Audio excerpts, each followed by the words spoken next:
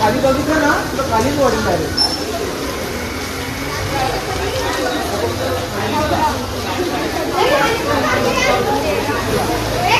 Belt मार.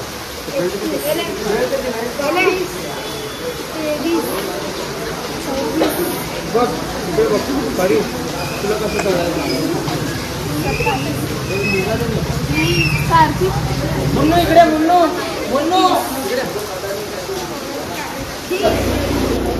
Very good very good. समजलं परी. परत एकदा उतर खाली. Very good. उतर परत. Very good. चल चल. Very good. समोर बघायचं खाली नाही बिलकुल. चल म्हणून उभा राहा. चल चल उभी राहा. समोर बघ. लव बघ म्हणून हळू. समोर बघ म्हणून. Very good. चल बस खाली. बस खाली. बस खाली. कसं बसायचं कसं मग विसरते खाली बघितल्यावर. चल परत चढ. परत चढ. पाय ठेवलाय का तू इकडे बघ. कार्तिक काय करतो इकडे पाय ठेवतो ना. कार्तिक करून दाखव. एक पाय ठेवला इकडे. इथे सरळ एक पाय ठेव. इथे ठेवला आणि काय केलं बघ. इकडे बघ टी शर्ट बघ कुठे पकडलं. इथे टी शर्ट पकडायचं तुला. ठीक आहे. हा पकडला इथून आणि फिरला असा. एक हात डोक्यावर. समजला परी. चल उतर. उतरायचं ना आता. Very good very good. टाळा मला सोडून द्या.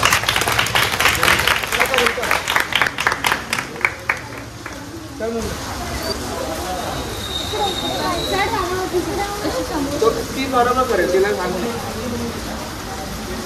आली. 1 2 3. आता कसं फिरायचं पाणी या कुठला पाय ठेवायचा. कुठला पाय ठेवायचा परी. हां मग उतर. टी-शर्ट कसं पकडायचा. Very good very good. एक कोणी पुढे नका येऊ. हात नका येऊ पुढे. कोणी परी पाय ठेव बिंदास. समोर थांब 1 मिनिट. थांब जरा. परी समोर बघ. हां पाय नीट ठेवले परी. हां कुठला हात तुला. टी-शर्ट का खाली घेतलास तू परत. तिला ग्रीप कशी भेटणार. चला हात घे. परी समोर. परी बिंदास. पाय नीट ताट पकड तिच्या जरा थोडा. समोर बघायचं परी. खाली बघायचं नाही बिलकुल. एकाने मग खाली बघायचं. हात वरती कोणीच नाही करायचं. हात खाली करा. आणि मुलगी तू पण समोर बघ. बॅलन्स करू दे कंटिन्यू.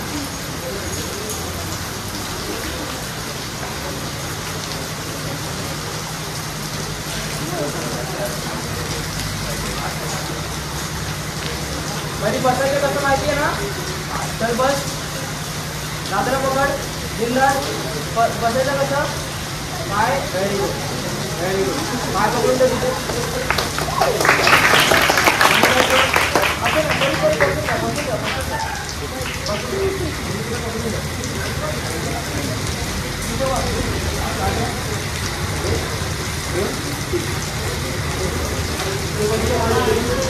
फिरून व्हेरी गुड. मांडीवर पाहिजे माझ्या. माझ्या मांडीवर पाहिजे. ते मांडीवर पाहिजे. ते उतर हळू. उतर. समजलं. उंची पण जास्त आहे. तिची उंची का जास्त दिसतो कारण तुझ्या हात तिथपर्यंत पोचला पाहिजे. तुझी उंची जास्त आहे. मग तू काय करायचं पूर्ण उभं राहायचं तुला इथपर्यंत. मग तू अशीच होणार. तू जर एवढी उभी राहिलीस ना अशी एवढी बस. आपल्याला काय करायचं फक्त उभं राहायचं करून. तू एवढी उभी राहिली बस. एवढं उभं करून पहिलीला हात द्यायचा. पहिलीला उभं केला. पहिलीला कसं हात द्यायचा. हात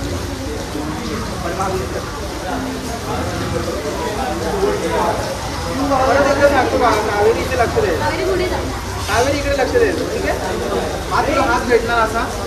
तू पूर्ण उभं राहिलीस की तू अशी जाणार. परी पुढे पडणार. समजलं. तुला असं करायचं नाही. तू अशी छाती पुढे लक्षात ठेवायचं. सारखं विसरायचं नाही. ही सरळ उभी राहिली. आता काही हल्ली पुढे हल्ली का. आता नाही हल्ली ना. मग एवढं तुला उभं राहायचं. मग तुला बॅलन्स होतं. मग तुला इथपर्यंत हात द्यायचं परीच्या. परी उभी राहिली अशी. परीला इथे पकडायचं. समजलं. परीला इकडे उभं केलं. बॅलन्स करायचं आणि मग उतरायचं. नमस्कार. नमस्कार सर. कोकण सॉरी अनिकेत नमस्कार. नमस्कार सर. किसन नगरचा राजा, किसन नगर 2 आणि त्याचबरोबर महिलांचा गोविंदा आणि त्याच्यामध्ये एक प्रशिक्षणाची जबाबदारी तुझ्यावरती आहे. मी ऐकलंय की तू तिघांना उचलतोस. एक विश्वास दाखवला आहे तुझ्यावरती मंडळाने, पथकाने तुझ्यावरती एक विश्वास दाखवला आहे.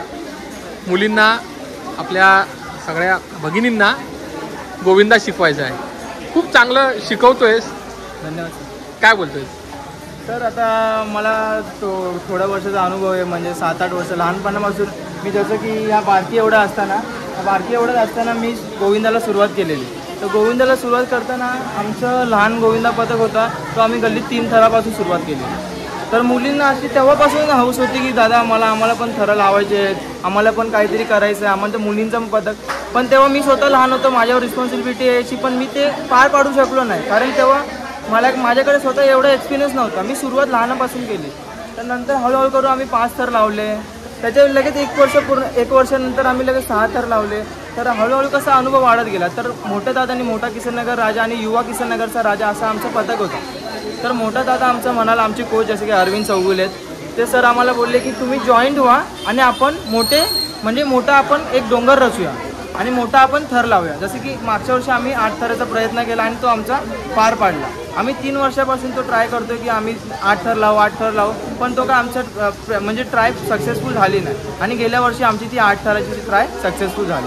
म्हणून त्या जोशाने मुलींनी पण असंच म्हणजे प्रोत्साहन दिला की दादा कोच आमच्या कोचला पण बोलायचे की तुम्ही आम्हाला पथक चालू करून द्या महिलांचा, जेणेकरून आमच्या महिलांमुळे पण किसन नगरचं नाव होईल. ओके. काहीतरी स्पार्क बघितलेलं ह्यांच्यामध्ये की जेणेकरून ह्यांचं पण गोविंदा आपल्या किसन नगरच्या पुरुषांबरोबर, म्हणजे ज्या आपल्या पुरुष गोविंदांबरोबर ह्यांचं पण एक काहीतरी नाव जोडावं, काहीतरी बघितलंय म्हणून आज तू घेतोयस प्रॅक्टिस. कसे पहिल्या दिवशी आले, उत्साहाने आले. ज्या दिवशी पूजा होती त्या दिवशी उत्साहाने आले एकदम.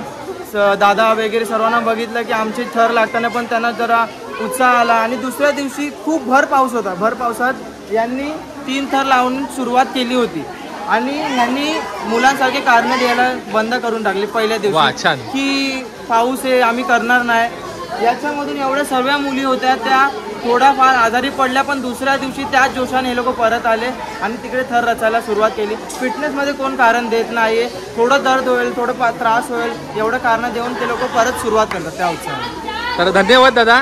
तर आम्ही आता बोलणार आहे, मी प्रत्येकाशी दिदीशी बोलणार आहे आणि गोविंदाला घेऊन किसन नगर गोविंदा पथकामध्ये काय एक म्हणतात ना, काय एक हे आहे त्यांच्या मनामध्ये, काय चाललंय ते आपण ऐकूया. धन्यवाद. समोर बस.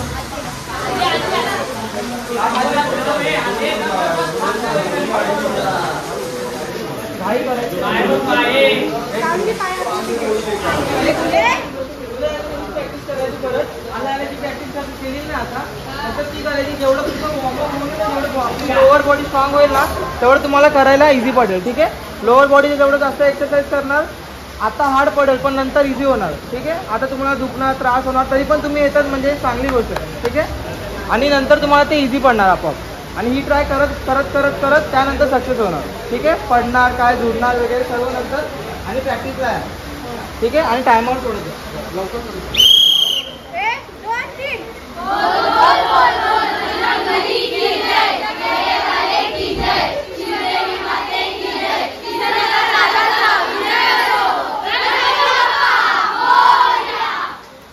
नमस्कार.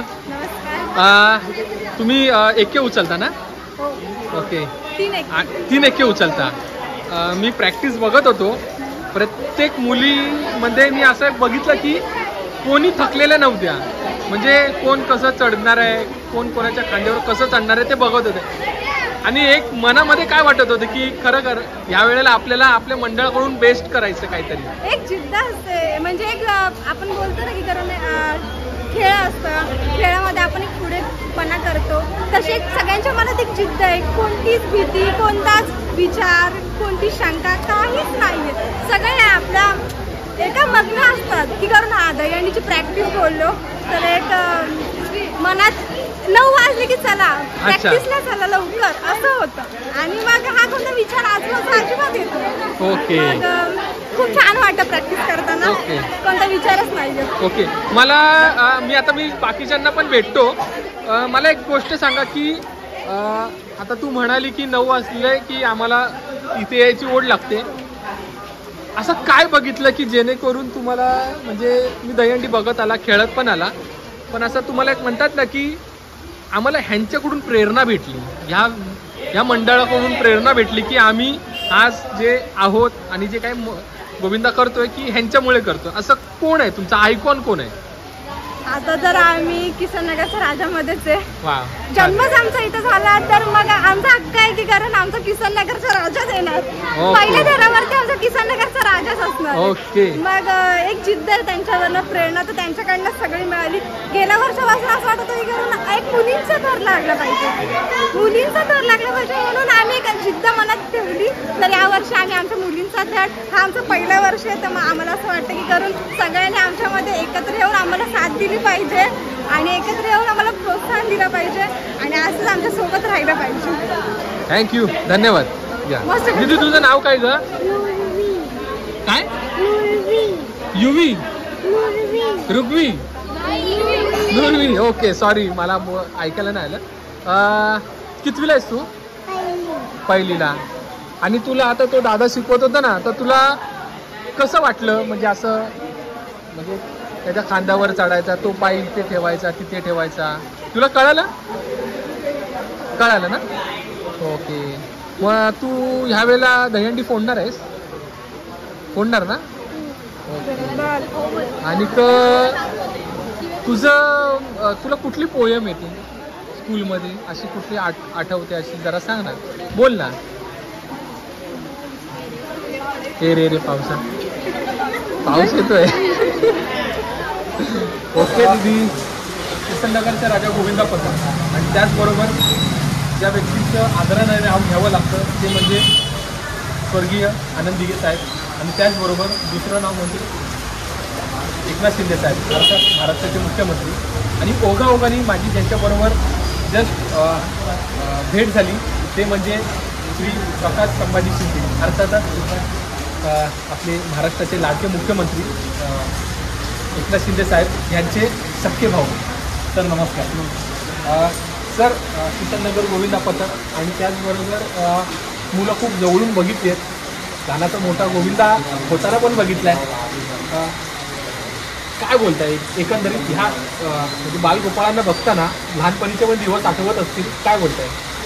किसननगरचा राजा दहीहंडी पथक हा मला वाटतं 15 ते 16 वर्ष झालेले आहेत आणि आम्ही किसननगरमधून लहानापासून यांना बघतोय. आतापर्यंत छोटं करून मोठे झालेले आहेत आणि एकनाथ शिंदे साहेबांच्या नेतृत्वाखाली आज आपल्या ठाण्यामध्ये मला वाटतं गेल्या टायमाला पुरामध्ये भाग घेतला होता आपण आणि टेंबी नाक्याची जी मानाची दहीहंडी असते दिघे साहेबांची त्याला बी मान दिलेला आहे ह्या दहीहंडीने. आणि आता मला वाटतं नवीन या लोकांनी एक महिला पथक बी खुललेलं आहे त्यांचे बी दोन्ही एक आपण शुभेच्छा द्यायला काय हरकत नाही कारण की ह्याच वर्षी त्यांनी महिला मंडळ चालू केलेलं आहे.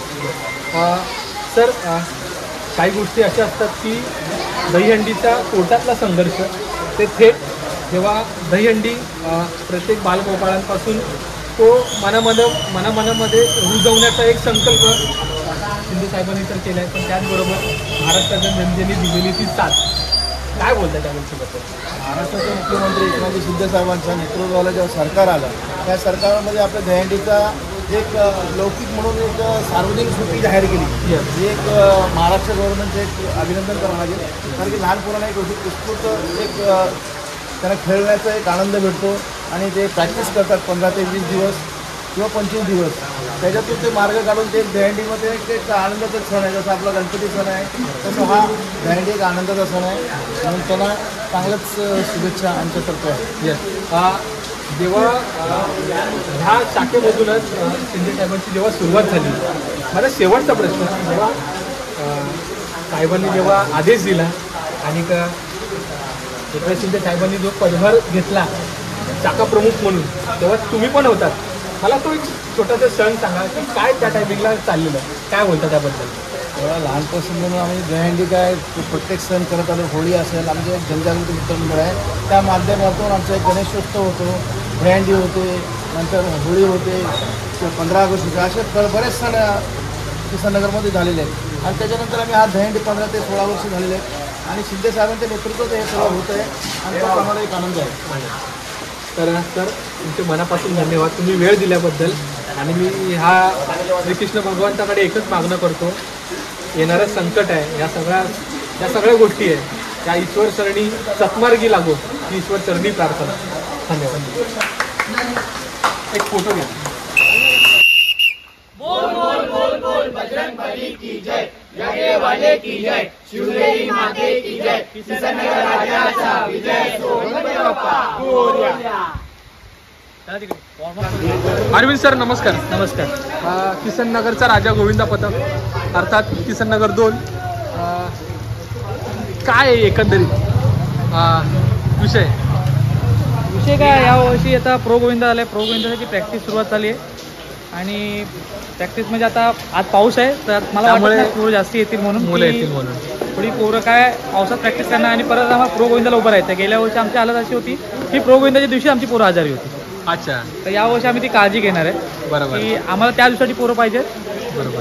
ठीक आहे, नाही आले उद्या येतील परत. अच्छा, मला एक गोष्ट सांगा की आपण बघतोय पावसाळा चालू आहे, मुलं येतात जातात, पण एक प्रशिक्षक म्हणून आहे ना, ती शिट्टी जेव्हा गाळात घातली ना तर फक्त एकच आहे की प्रॅक्टिस म्हणजे प्रॅक्टिस. पण त्याच्यामुळे पाऊस किती पण असू दे काय काही असू दे, काय बोलतं त्या गोष्टीबद्दल? शिटी नुसती शिटी नाही, हे देवाने वरदान दिलं मला. काहीतरी म्हणजे माझ्याकडे काहीतरी गुण आहेत ते मी काहीतरी कोणा पोरामध्ये हे करतोय. हे शिटी वाजवण्याचं कारण नुसतं शिटी कोणी वाजवतो, बरोबर. शिटी वाजवून नुसतं शिटी वाजवून नाही चालत. त्या पोरांची काळजी घ्यायची असते. परत पाऊस आला, आता आज आमची पोरं नाहीत पण येणाऱ्या काळात कसं असतं, आमचा पाऊस किती असू दे पोरं त्या पावसात भिजत प्रॅक्टिस केलेली आहे. आणि पोरं स्वतःच्या तोंडाने बोलतात की नाही आपल्याला प्रॅक्टिस करायची दादा तर लाव. मी स्वतः काळजी घ्यायचा प्रयत्न करतो की नाही आजारी नाही पडले पाहिजे, पण पोरं आमची अशी आहेत ना प्रॅक्टिस करायची, आम्ही येणार उद्या, मग त्या काळजीने आपण प्रॅक्टिस करतो. तर दादा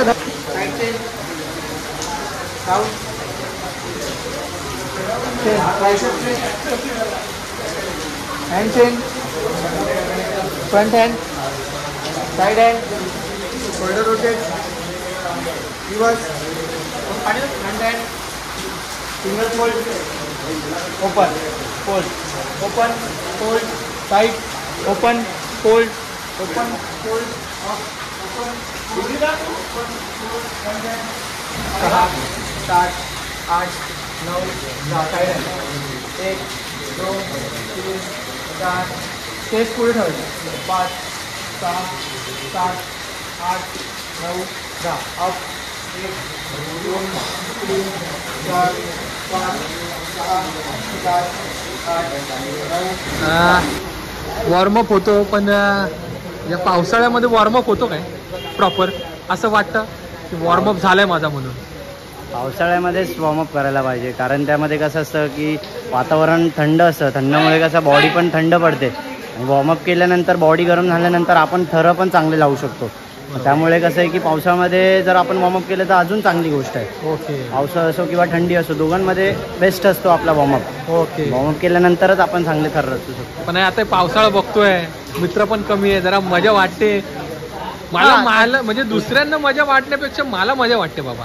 उत्सुकता सर्व महत्त्वाची गोष्ट आहे. उत्सुकता असेल तर मग काही होऊ शकतो. Okay, thank you.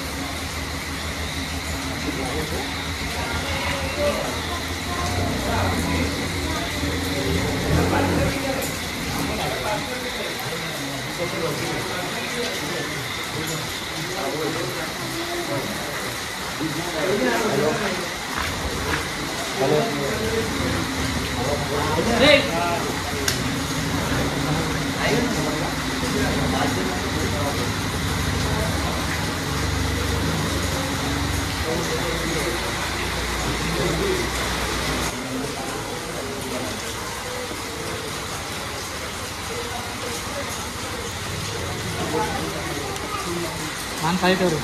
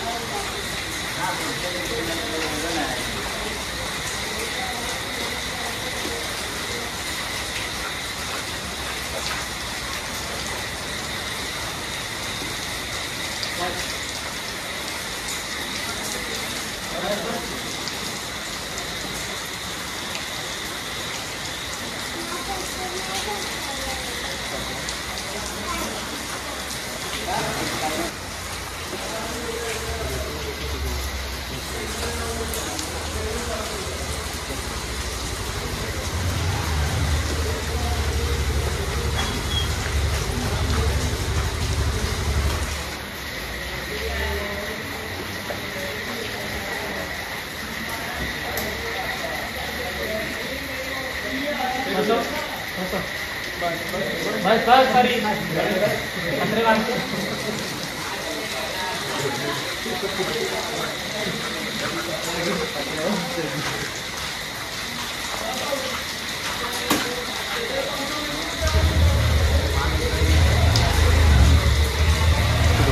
काय माहिती का, आपण लोक जेव्हा सांगतो ना यांना इथे खाली जमिनीवरतीच कसं उभं राहायचं, आपला जो वॉर्मअप आहे ना त्या वॉर्मअप मध्ये सगळं ठरलेलं आहे की हे स्क्वॉट किती करायचे, काय किती करायचं, हे इथून सुरुवात होते की वॉर्मअप चालवला म्हणजे तुमची प्रॅक्टिस चालवली, तुम्हाला चढताना कसं उभं राहायचं आणि कुठला पोरगा कुठे चढणार आहे त्याला ते सांगितलेलं आहे की बाबा या स्क्वॉटिंग मध्ये उभं राहिला, हे बोट इकडे अँगल केली तर तिथे तो छातीमध्ये तो लॉक झाला, बरोबर, तो लॉक होऊन जाणार, ती मुंडी लॉक करायची पायामध्ये, परत पाय आपल्या ह्याच पद्धतीत उभी राहिली पाहिजे तर तुझी बॅलन्सिंग होणार, बरोबर, म्हणजे हाफ फॉल्ट केली परत असं सर्व उभं छाती बाहेर काढली की तुमची एक लेवल येते बॉडी लेवल येते, त्या हिशोबाने ते हे होतं.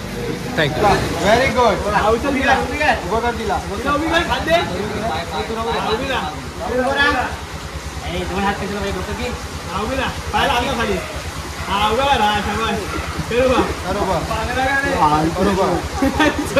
पाय पकड दोन्ही.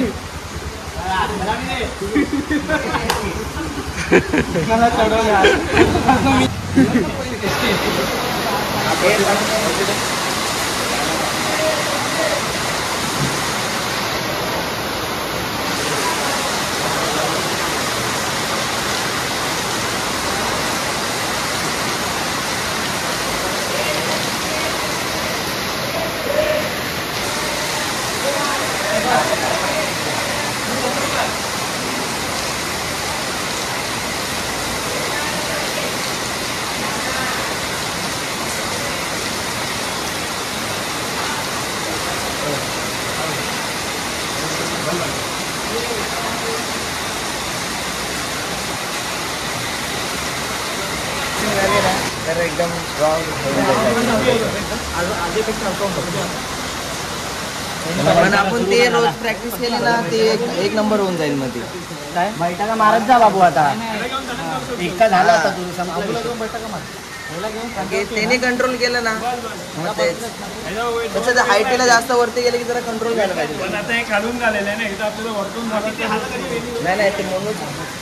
तुझं नाव काय? ओके. आणि आता तू प्रॅक्टिसला येतोस तर तुला हे जे सगळे दादा लोक आहेत ते तुला वरती असे घेऊन जातात, तर तुला म्हणजे असं काय वाटतं की म्हणजे आता हे आपल्याला पाडणार नाही, आपल्याला जसे वरती घेऊन जातात ना तसं व्यवस्थित खाली आणणार, काय वाटतं त्यांच्याबद्दल? चांगलं वाटतं ना? काय बोलतो दादांबरोबर की मला व्यवस्थित वरती घेऊन जावं म्हणून? गोष्ट सांगा ना, आता आपण इकडे तर आहोत, शिंदे साहेब दहीहंडीच्या टायमिंगला म्हणजे असे फिरतच असतं पूर्ण ठाण्यामध्ये, पण आता घरातलंच मंडळ आहे म्हटलं तर किती वेळ असतात म्हणजे असे एकंदरीत असं? साहेब अगर आम्ही बघायला गेलो तर इथे 2-3 अंडे आहेत ते कंटिन्यू.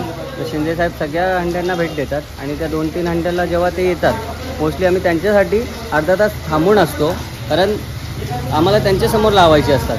कारण आपला एरिया आणि आमचे साहेब शिंदे साहेब जेव्हा असतात ते त्यांचा पूर्ण वेळ आमच्यासाठी देतात आणि आम्हाला शुभेच्छा देतात दहीहंडीसाठी की तुम्ही व्यवस्थित थर लावा, व्यवस्थित सगळं प्रोत्साहन फर्स्ट देतात. टाइम म्हणजे आम्ही 15 वर्षापासून 8 थराची ट्राय करत होतो आणि मागच्या वर्षी आमचं एक स्वप्नापुरते 8 थर लावण्याचा प्रयत्न आम्ही करत होतो आणि अप्रतिम थर आमच्या शिंदे साहेब खाली आले होते आणि आमचे 8 थर त्यांच्यासमोर लागले. आम्हाला खूप म्हणजे बघण्यासारखं की 15-20 मिनटं साहेब डायरेक्ट आमचे कोच धारवीन चौगुले की शिंदे साहेब एवढे खुश झाले की ठाण्यातून 8 थर लागणारा आमचा गोविंदा वागळे स्टेटमधला होता. एवढे भाई खुश झाले होते. दादाला डायरेक्ट वरती बोलवलं आणि दादाचा सत्कार केला आणि बघण्यासारखं म्हणजे एक स्वप्नापुरतं 15 वर्षापासून 8 थर लावण्याचं एक इच्छा होती आणि लागलं तर खूप आनंद पण झाला. एक 2023 म्हणजे स्वप्नापुरते 8 थर होता आमच्यासाठी. त्यातही आम्हाला साहेबांनी शुभेच्छा दिल्यात. पुढच्या प्रो गोविंदेला जसा आम्ही सहभाग घेतला साहेबांनाही खूप आवडलेलं आहे की त्यांच्या एरियामधून, त्यांच्या बाल्य किल्ल्यातून, त्यांच्या ह्याच्यातून आम्ही वाढलेलो आहे. त्यांच्या आशीर्वादाने, त्यांच्या सानिध्यात राहून ते त्यांच्या ह्याच्यातला एक गोविंदा पताका प्रो गोविंदाला गेलेला आहे. त्यांनी आम्हाला मागच्या वर्षी ज्या शुभेच्छा दिल्या की ते पुढच्या वर्षी तुम्ही नक्की जिंकलेच पाहिजेत.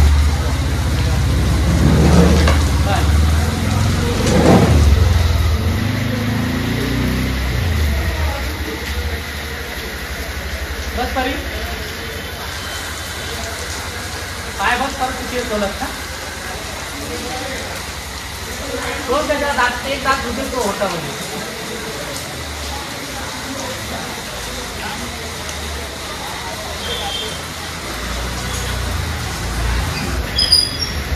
म्हणून तिला घाबरत असतो आता. बोल बोल बोल बोल बजरंगबली की जय, जागे वाले की जय, शिवदेवी माते की जय, किसननगर राजाचा विजय असो, गणपती बाप्पा.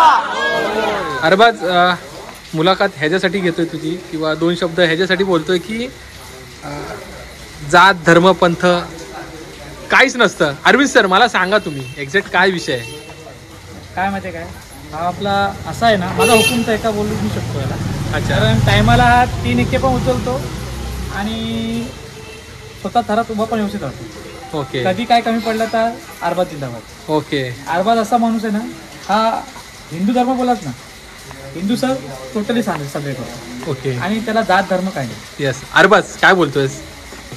काय म्हणजे आता हे सगळे मित्र तुला बघून हसतात आहे, पण एक म्हणतात ना की खरं मला पण एक लाजळ आहे, पण एक म्हणतात ना एक मन आहे मला भाई, मला काहीतरी म्हणतात ना की काय वाटतंय एकदम? मला खूप चांगलं वाटतं. म्हणजे सगळं हंडी वगैरे स्पोर्ट्स मी सगळं करतो. ओके. प्रो गोविंदाला होतास तू? ओके. आणि दुसरी गोष्ट म्हणजे तू गणपती तर म्हणजे सगळं आपले रीतिरिवाज सगळ्या गोष्टी करतो, पण एक म्हणतात ना की मी काहीतरी बघितलंय, म्हणजे मी जरी वेगळा धर्मपंथाचा असलो तरी पण हे सगळे भाऊ आहेत ना, हे माझे म्हणतात ना, मला काहीच माहित नाही, जात धर्म काहीच नाही माहित, त्यांच्याबद्दल काय बोलतोस? नाही, मी जातपात काय मानत नाही आणि माझ्या घरचे एवढे म्हणजे फ्रीडम देतात ना, काय जात धर्म काहीच नाही. मी गणपतीत जातो, हंडीत खेळ, सगळं ऑन. आणि जे मित्र सगळे माझ्या भावासारखे. Yes yes. तर खूप बरं वाटलं, कारण का म्हणतात ना, सण उत्सव कुठले पण असू दे, सगळ्यात महत्त्वाचं काय त्या सणांमध्ये माणसं जोडणं आणि आपल्याला एकत्र टिकवणं हेच महत्त्वाचं आहे. थँक्यू.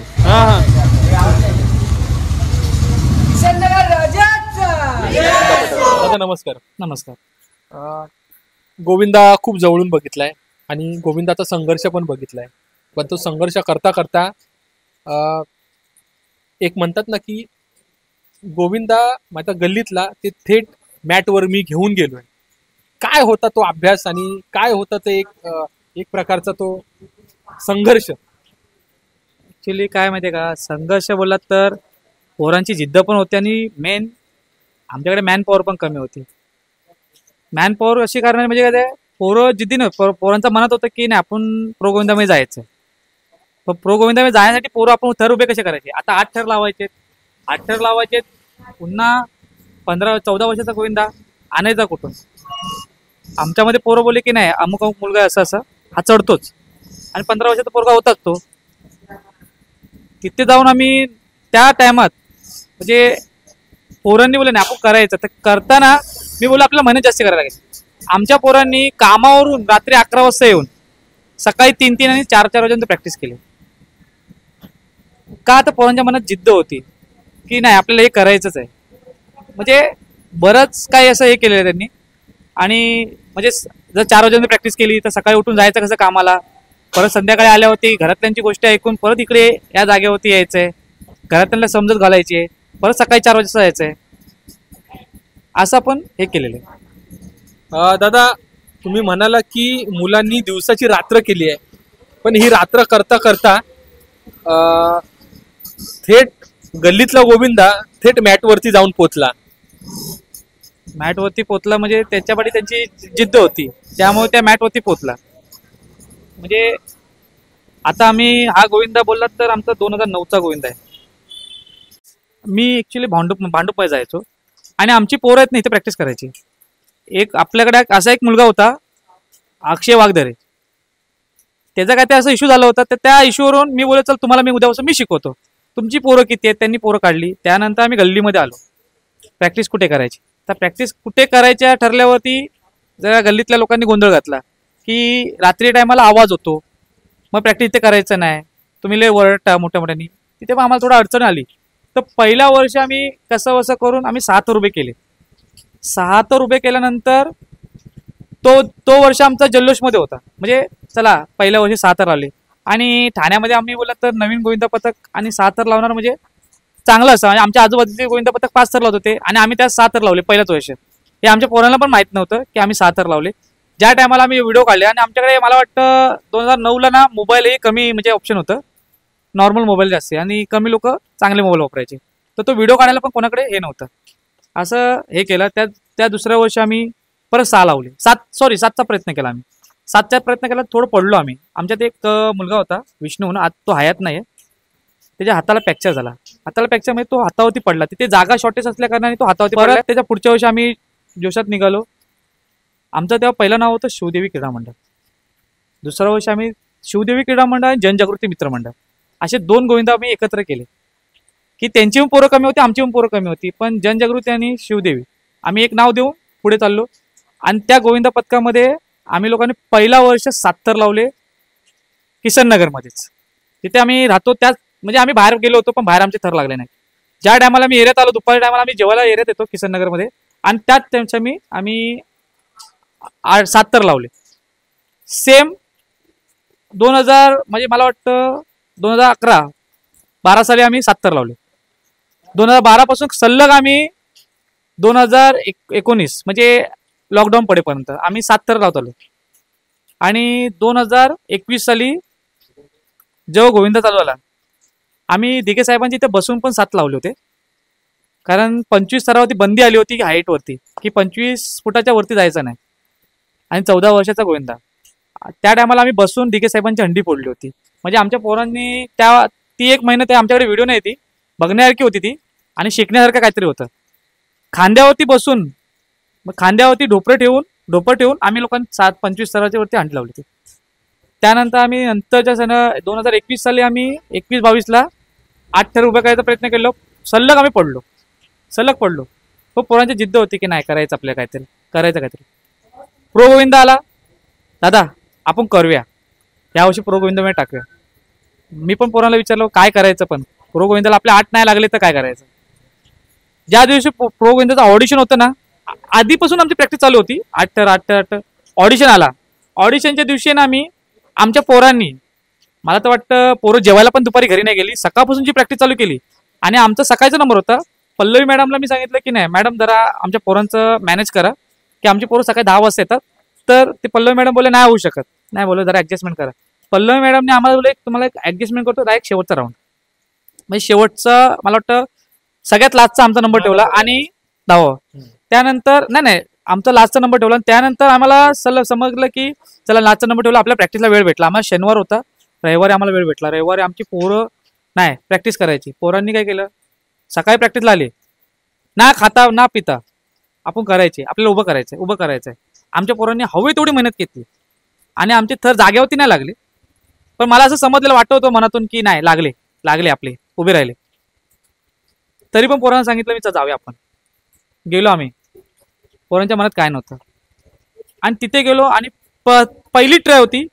आम्हाला तिकडे प्रो गोविंदवाले पण बघायला लागले की ते बोलायला लागले की अरे पांडवाला आले काय कुठून, म्हणजे लहान पोरं कुठून आले, तुमचे बेस कुठे आहेत.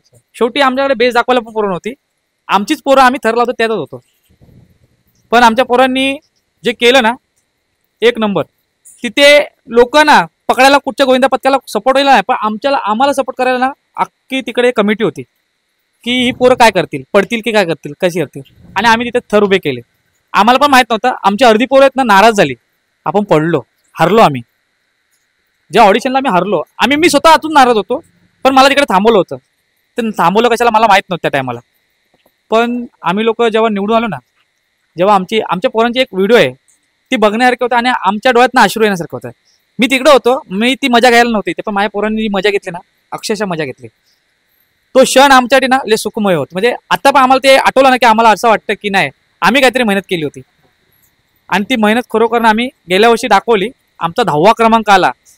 14 गोविंदा पथक होते आणि 14 मध्ये आमचा 10वा नंबर आला. म्हणजे आमचं अभिमानासारखं होतं की काय नाव केलं आणि किती कमी सेकंदात आमची पोरं अशी जिद्द दाखवून दिली. आता या वर्षी बघू काय होते ते. तयारी चालू आमची या वर्षीची पण, आणि या वर्षी आम्ही करणार पोरं. दादा ऍक्च्युली बघायला गेलं तर म्हणजे म्हणतात ना शून्यातून विश्व निर्माण करण्यासारखं एक तुम्ही गोष्ट आता बोललात, पण ह्यामागे फक्त एकच गोष्ट होती ती म्हणजे मेहनत. प्रत्येका मुलांचा फॉर्म बघण्यापासून प्रत्येका मुलांचा एक म्हणतात ना की एक विषय असतो की त्या मुलाला आपल्याला कसं घडवायचं, त्या मुलाला त्याचा फॉर्म कसा आपल्याला ठीक करायचा आहे, किंवा तो जेव्हा चढतो किंवा तो उतरतो आणि एकंदरीत काय एक लक्ष असतं म्हणतात ना, काय होतं आणि काय बारकानी बघत होता तुम्ही त्याच्याकडे. ऍक्च्युली पहिले एन्जॉय, म्हणजे कुठलाही पोरगा फ्रॅक्चर नाही झाला पाहिजे. मला तो पोरगा दुसऱ्या दिवशी मला मैदानात उभा राहायला पाहिजे की मला तो पाहिजेच पाहिजे. म्हणजे आमच्याकडे कशी माहिती पोरं मोजके आहेत की हा पोरगा नाही आला तर हा थर लागणार नाही. तर त्याची मी काळजी घेतो की मला हा पोरगा काहीही करून कसाही करून आज मैदानामध्ये आला पाहिजे. तर मला त्याची काळजी घेतो की पोरगा हे नाही केलं पाहिजे. आणि पोरांवरती कशी बारीकी नजर असते की हा पोरगा वीक आहे, मला ह्याच्यावरती मेहनत करायची, तर मी ह्याला काही करून तिथे उभा करणार आहे. मग त्याच्यावरती किती मेहनत करता येईल ना, मग त्याला त्या पोराला मी समजवतो की बाबा नाही तुला हे करायला पाहिजे, तू जेव्हा ही मेहनत करशील ना तर तू इकडे उभा राहणार आहेस, कारण तुझ्यावरती अर्धे थर उपलब्ध आहे. कारण एक पोरगा वीक असल्या कारण आपले थर पडणार, थर पडल्यावरतून आमच्या एखाद्या कोणाला इजा होणार, तो आम्ही पूर्ण काळजी घेतो त्यासाठी. दादा आपण एक विषय बघत असतो की गल्लीतला गोविंदा, पाठबळ जरी कमी असलं किंवा कुठल्याही गोष्टी कमी असल्या तरी पण जेव्हा जो मुलगा वरती चढतो, अचानक पडतो किंवा तो खाली उतरतो, तो खूप फोर्सफुली पण उतरतो. माझा हा प्रत्येक मंडळांना एक प्रश्न असतो, पाठबळ जेवढं कमी असेल तेवढं म्हणतात ना कधी कधी मुलं जी पडणारी आहेत त्यांना दुखापत होत नाही, जे पकडणारे असतात त्यांना दुखापत होत असते. तुमच्यासाठी पाठबळ किती महत्वाचं आहे? पाठबळ तर महत्वाचं आहे. तर पाठबळ म्हणजे कसं, ते नसतील तर वरचे उभे राहणारे पण नाही राहू शकत. कारण जो मुलगा वरती चढतो ना तो पहिला विचार करतोय की मी जर खाली पडलो तर मला पकडायला कोण आहे. आज जर त्याला पकडायला 2-10 हात वरती असतील ना तो जिद्दीने उभं राहणार आहे. जर ती जिद्द नसेल ना मनात, तो पोरगा खाली कोसळणार. कारण खाली पकडायला कोण नाही, भीती मनात असते, कारण तो घाबरल्या कारणाने तो पडणार म्हणजे पडणार. एवढे 100% त्या मनात आहे. आणि जेव्हा ज्या टायमाला पाठबळ म्हणजे कसं आपल्या एरियातली पब्लिक बघायला येतात, आमच्या इथं रूलच आहे की बाबा बघायला येतात ना, थर लागायला चालू केलं की ऑटोमॅटिकली पब्लिक तिकडे जमा होते. भले ते थरात येत नाही येणार, आम्ही तुम्हाला बॅकिंग करतो, एवढं आमच्या एरियातलं हे सपोर्ट आहे आम्हाला. आणि आज आमचे थर उभे राहतात म्हणजे सगळ्या याच्या गोष्टीमध्ये ते आपण पूर्ण काळजी घेतो, त्याच्यामुळे थर उभे राहतात की कोण कुठे चढणार आहे, कोण काय करणार आहे, कोण कसा उभा राहणार आहे, ते सगळ्या गोष्टी. आणि पब्लिकची साथ असल्या कारणाने म्हणजे बोलतात ना, माणसं आपल्याला सपोर्टला भरपूरच आहेत, त्यासाठी आपण थर उभे करतो आणि ती काळजी आपण पूर्णपणे घेतो. दादा माझा खूप महत्वाचा प्रश्न आहे की आपण ॲक्सिडेंट बघतो ते होऊच नये ह्याच्यासाठी मंडळ पण काय प्रयत्न करतं, पथक काय प्रयत्न करत आहे. आणि आपण बघतो एक स्पॉट इन्शुरन्स, जिथे जिथे आपण दहीहंडी फोडायला जातो तिथे प्रत्येका मुलाचा स्पॉट इन्शुरन्स आयोजक करतात. आयोजकांकडून काय अपेक्षा आहे? तो 5 थराचा गोविंद असू दे, 6 थराचा गोविंद असू दे, 9 थराचा गोविंद असू दे, स्पॉट इन्शुरन्स बद्दल तुमचं काय म्हणणं आहे? आणि आयोजकांनी पण काय म्हणतात ना, एक काय त्यांच्याकडून पण काय अपेक्षा आहे? आयोजकांनी बघायला तर तिथे ॲम्ब्युलन्स वगैरे उपलब्ध ठेवले पाहिजेत. मेडिकल म्हणजे कोणालाही सांगून वेळ येत नाही कोणावरती. आज प्रत्येक गोविंदा पथकामध्ये आपली पोरं आज उभे आहेत, सगळे उभे आहेत, पण कोणाचे दिवस सारखे नसतात, कोणावरती काहीही गुजरू शकतो. म्हणजे कुठची वेळ कधी येऊ सांगू शकत नाही. तर त्या आयोजकांनी त्याचा दवाखाना म्हणजे मेडिसिन, एक ॲम्ब्युलन्स वगैरे किंवा त्यांच्यासाठी काय हे सगळं हे केलं पाहिजे. आपण इन्शुरन्स काढतो ठीक आहे, पण इन्शुरन्स कुठे कधी जेव्हा लागतो ना तेव्हा समजत नाही. तेच दुसऱ्या दिवशी सकाळपर्यंत इन्शुरन्स असतो. तो इन्शुरन्स फक्त मर्यादित एका दिवसासाठी असतो, स्टार्टिंग झाल्यापासून हंडीच्या रात्रभर. पण त्या इन्शुरन्सचं हे नाही. पण आयोजकांनी पण त्याची पूर्णपणे काळजी घेतली. काय माहिती आहे का, आपण थर लावतो, पडतात, पण पडल्यावरती तिथे तुरंत उपलब्ध होत नाही. आपल्याला समजत नाही. जो पोरगा खेळत असतो ना त्याला माहित नाही पडत की आपल्याला एवढं लागलेलं आहे. ते दुसऱ्या दिवशी सकाळी इन्शुरन्स असतो ना, तो कसं काय रात्री घरी गेला, अरे माझे हे दुखते, माझे ते दुखते, त्यानंतर तो घरी गेल्यावरती इन्शुरन्स आपल्या सकाळी 6 वाजता संपतो. 6 वाजता संपतो. म्हणजे ते आपल्याला दिलेलं टायमिंग दिलेलं आहे की सकाळी 6 वाजेपर्यंत तुम्ही जर कंप्लीट केली रात्री तर तुम्हाला ते करणार. पण त्या इन्शुरन्सचं जर पोराचा वेळ चालत म्हणजे आता आपण पडलोय आणि त्या ॲम्ब्युलन्सच्या इकडे म्हणजे आयोजकाकडे काहीतरी उपलब्ध असेल तर आम्हाला ते एकदम हे वाटेल. त्यासाठी आयोजक पहिले तत्पर ते चांगलं राहिलं पाहिजे. बरोबर.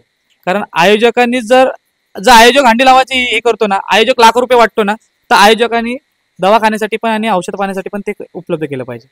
हे आमचं म्हणणं आहे सर. दादा, मला शेवटचा प्रश्न विचारायचा आहे. आपण या सगळ्या गोष्टी बोललो, पण एक विषय असतो की जेव्हा गोविंदा आपला निघतो, अख्ख्या महाराष्ट्राच्या जनतेला ते साहस दाखवायचं असतं त्या पथकाने. मला माझा मुलगा, मग हा प्रश्न मी सगळ्यांना विचारतो, मला माझा मुलगा तो सकाळी दिसतो ना, तो मला संध्याकाळी पण तसाच सुखरूप दिसला पाहिजे. एक प्रशिक्षक म्हणून दादा काय जबाबदारी आहे तुमच्याकडे?